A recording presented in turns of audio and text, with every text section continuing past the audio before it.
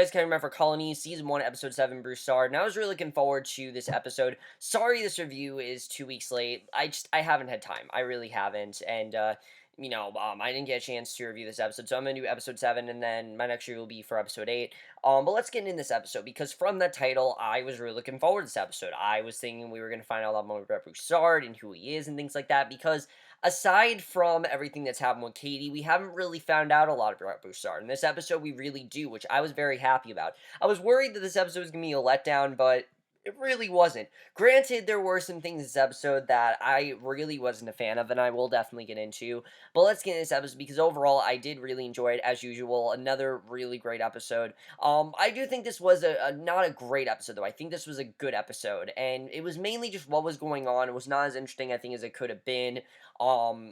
Definitely not the best episode of the season or anything, but let's get into this episode because I really did enjoy it, and there were a lot of things that I definitely do want to talk about. So, first of all, I like that we started out with learning Broussard's life and the church and things like that. But I'm not really going to talk about that scene because there's not much going on there. But we do see Katie. She arrives home to an empty house. There's no kids. Lindsay's not there. I mean, it's very strange. There's literally no one there. And she hears something, and given that she has every reason to be jumpy, she grabs a gun from the nightstand.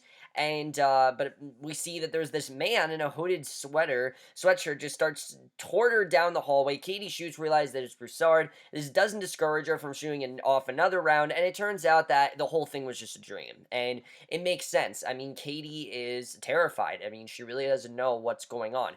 Being a double agent, things like that, she's really worried. And she knows she's not going to get any gold stars from the Resistance after the whole Snyder situation, and she won't have a moment's peace until the situation is resolved. So she arrives to the Yonk to find it crawling with Homeland agents, obviously looking for any clues to help them locate the people responsible for ambushing Snyder, and particularly Broussard. Next, she heads to the garage that Quayle and the other members of the Resistance were using as their headquarters, but the shop is closed up, and her last stop is Broussard's house, but he's nowhere to be found, so she calls him, leaves a message, and meanwhile, we see that Will's team has identified Broussard, only they know him as Dwight Ford, which this is very interesting. I like that we found out, Broussard's name, things like that. He enlisted with Homeland Security 9 months ago, and Will concludes that he's been working on the inside gathering intel ever since, and Snyder wants to know what they're doing to find him. Jennifer says it would be helpful if they could use the Rolodex, but they need a password, and Snyder tells Will he'll probably be able to get Will authorized, but Will says that Jennifer should be the one with access since she's the expert at doing that sort of thing.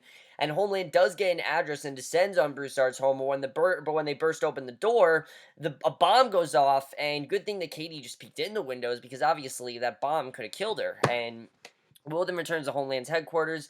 Jennifer's gotten what she needs from Snyder to use the Rolodex. They type in Dwight Ford's social security number, and the screen goes berserk. So Jennifer has her work cut out for her, and Will's content to let Jennifer peruse the abundance of information so he and Bo can hit the streets.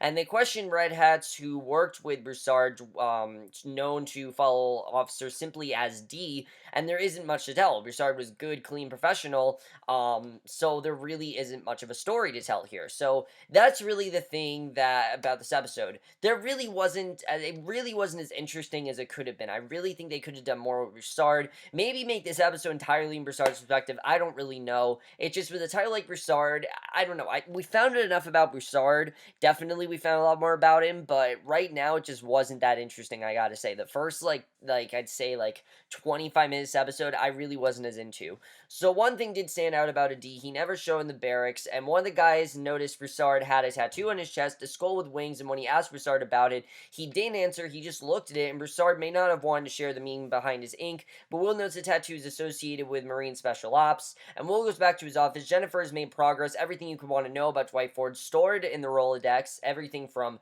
credit reports to receipts, so pretty much everything, and the Rolodex can access every single bit of digital data that they had up on Earth until the arrival, which is really interesting when we found this out. So Jennifer asks what Will wants to see first. When he says military background, Jennifer informs that he was in international sales. He wasn't in the military, and he liked to choose a hobby and study martial arts, but he wasn't military. And Will believes that the records are bullshit because they have other records that say that he was military, and no weekend warrior works in assassin construct bombs. So it really doesn't make sense that he just be, some international sales. And she needs to look for someone with a face like Ford's, but a military background. So we see where Broussard's been. He's been very busy. He breaks Newmore, killing a red hat in the process, finds a body. The matches his own physical description, and he and Quayle take the body in a van to a remote location to make it look as if the driver was shot and the van set on fire. And Broussard tells Quayle that Katie left him a message, and no matter what Quayle thinks, Broussard still believes Katie to be an asset, which I can understand. I mean, she's just been very loyal, and he really does trust her, which we find out that Broussard really doesn't trust a lot of people, and for whatever reason, he trusts Katie.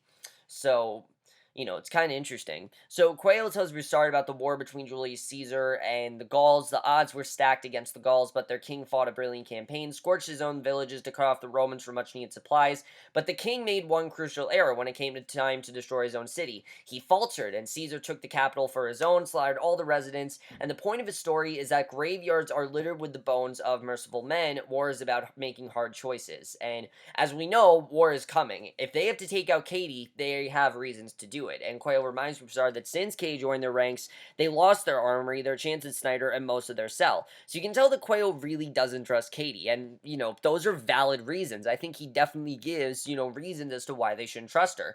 But Broussard points out that Katie did give them Phyllis, but Quayle responds that her husband was promoted to fill the vacuum, and he believes that they could be playing right into Katie's hands. So he definitely is starting to get on to her. Remember, they don't really know much about Katie's life. They don't know that Will's her husband, things like that.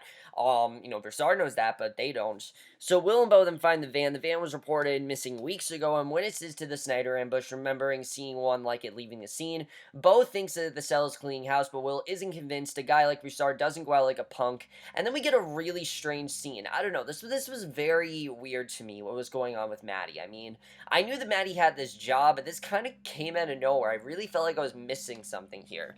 We see that Maddie still has her job in the green zone working for art dealer Charlotte Burgess, which I knew that she was working for her, but she's also mixing pleasure by screwing Charlotte's husband Nolan while his wife watches. Such a weird scene. I mean, honestly, it was a really weird scene. I was like, really, what's going on here?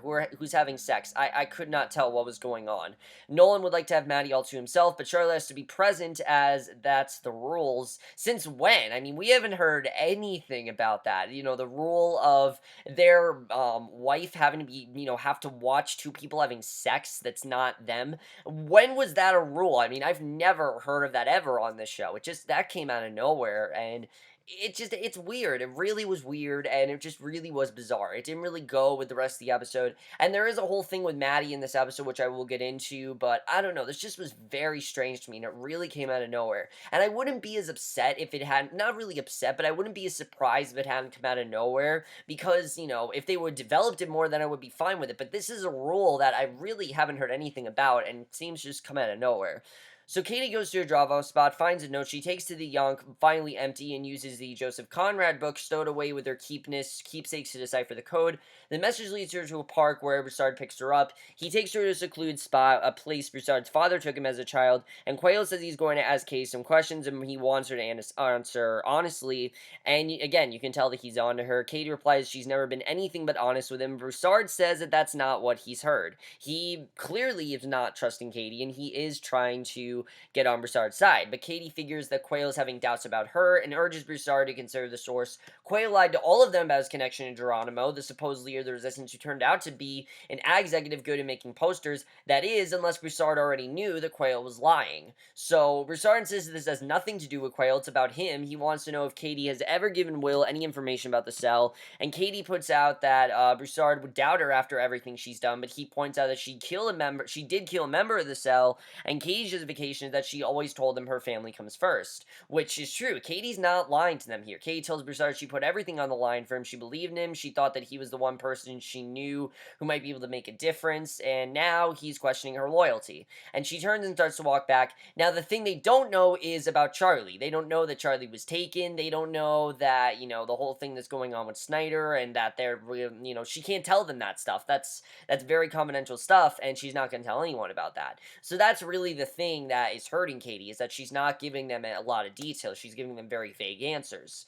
So she turns and starts to walk back. Broussard offers her a ride, saying it's not safe, but Katie's willing to take her chances. And Jennifer then figures out how to search photos. Broussard has 14 different identities from multiple countries, which this is really interesting. I mean, definitely, at this point, I was really into it. It was just that one Maddie scene, I was just like, I don't really know what's going on. After that, though, I really did get into the episode, I have to say. So Will tells Jennifer that this means Broussard wasn't just military. He was some kind kind of like a Jason Bourne-esque operative, and he suggests that she dig into the covers and try to link them in news stories or anything tangible. So Will heads into the green zone to give the proxy a progress report, and Will promises he will catch him, and in return, Snyder gives Will something in a large manila envelope, something obviously to do with Charlie, and we don't know what, is in this envelope, but something's in there. So Will then shows the content of the envelope to Katie, and it's a recent picture of their son, and Katie's happiness gives way to anger when she realizes that Snyder's guys were close enough to snap a picture, but she didn't bring him home, and obviously she's really upset about that because they want Charlie back, and the fact that they could have gotten him back, I mean, she's really upset. So Will's just happy to know that Charlie's alive because he was really worried. I mean, even though Snyder said, I'm gonna get Charlie back, we know that Snyder only really does things when it's in his best interest and it's good for him because of his work and things like that.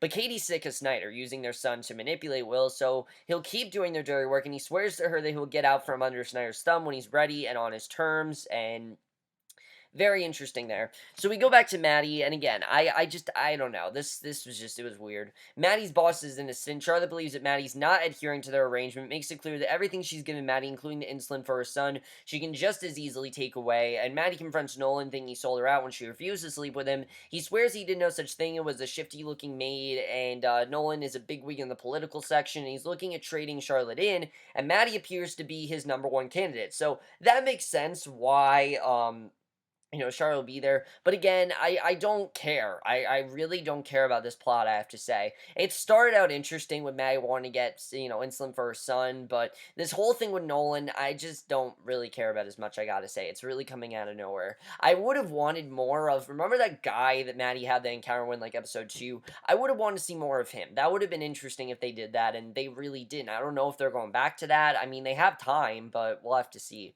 So Will rushes home with big news for Katie. The guy who pulled her gun on her, Broussard, had been in the Yonk before, and Homeland pulled a set of fresh prints that matched some up to some old ones at the bar, and there's a good chance that Katie's seen the guy before. So Will shows her Broussard's photo. He tells her the guy killed Phyllis and the cell responsible for the Gateway bombings, and he even throws in some crime scene photos for good measure, and Katie says that she remembers him and that they spoke a few times. She thinks that he lives at his mother's place in Hancock Park, where he's fixing up the place, and Katie's tip then pans out. They learn that Broussard's real identity and background, and I guess, seeing Broussard, it was as good as a reason to turn on him as any, but the problem is that they catch Broussard, Katie's counting on the fact they'll kill him before he can implicate her, which we know that he is of service to her, and Katie obviously doesn't want that to happen. So Katie calls another member of the cell, Rachel, and asks her to come to the Yonk, and the scene between Katie and Rachel, I gotta say, this was really intense stuff. Katie asked Rachel if she knew that Broussard was responsible for killing the cell behind the Gateway bombing, and Rachel admits that she did know, and Katie says that she thought that they were going to help them hide. Rachel tells her that Quayle decided that they were too much to ask, and Katie wants to know if Quayle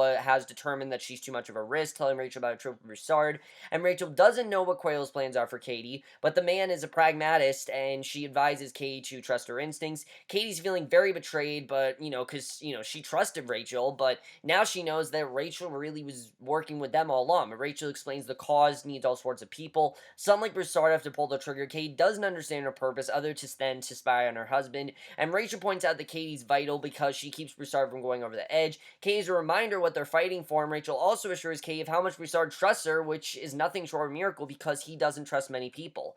So I like that Rachel tried to really persuade Katie, say, hey, you don't need to be upset about this, you need to work with us, there are good reasons. That was definitely good. I really did enjoy that. So Katie calls Broussard, warns him that Will is coming for him, and the fact that he went to his mother's house, I mean, it's kind of stupid because he knows that Will is coming for him, and he knew this. So Homeland arrives, there's no bomb this time, there's also no Broussard. Will does come across Quayle, who he mistakes as Broussard's neighbor, and we see a quick search of the house confirms they got the right guy, but it also reveals something else. Will sees the book Nostromo by Joseph Conrad, and the book is about rebellion and exploitation, and aside from some of the parallels in the novel and what's going on in Colony's dystopian setting, it also happens to be the book that Will found in Katie's keepsake box. So he's literally this close to finding out that his wife has betrayed him and that she's working against him. He's literally this close, and I can't wait to see what happens there, but that's basically how the episode ends, and I really did enjoy this episode. Like I said, it just wasn't as interesting as it could have been. I think maybe the episode should have been a little more focused on Broussard and less focused on this whole Maddie situation, because I don't really care as much about Maddie, I gotta say. I really think it's interesting what they're doing. It just seems like it's kind of come out of nowhere. I don't know. Maybe they haven't focused on her as much. Just something about it, it just didn't work as well for me as I wanted to.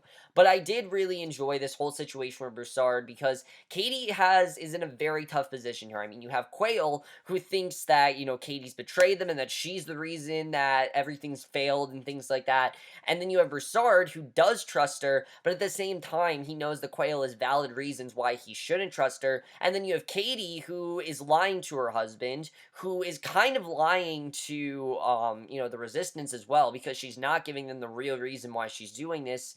And, on top of that, now she knows that now Will is starting to find out, things about her, and she really is going to have to figure out what she's going to do here, because I know that she wants this to go well, and she obviously doesn't want Will to find out, but he's literally this close to finding out, and we'll have to see what happens there, because that's very interesting. And then the whole thing with Rachel as well. I mean, Rachel gave her genuine reasons to thank the Resistance. She does have reasons to thank them. I mean, she could have, gotten away from them a while ago, but the fact that they've kept her for this long, I mean, it's pretty rare. And the fact that Broussard trusts her, of course, that's also really rare. So, very interesting there. Snyder, I mean, I'm glad to see that Charlie's alive, but is Snyder really going to get Charlie back? I don't really know. I feel like he's sincere at this point, but I don't really know. It always is very black, or, it's always kind of like, I don't really know with Snyder. Sometimes I trust him, sometimes I don't. It's very interesting, definitely. We'll have to see what happens with that. But overall, guys, I know what you guys saw this episode. Love to hear your thoughts on it. I really do love the way that it's headed. I mean, at this point, like I said, Will's this close to finding out what's going on with Katie, so we'll have to see what happens there. And I will see you guys next week, which will be for the next episode of Colony. And I will see you guys, episode 8, and I will see this, most recent episode, and I will see you guys for that. Okay, bye.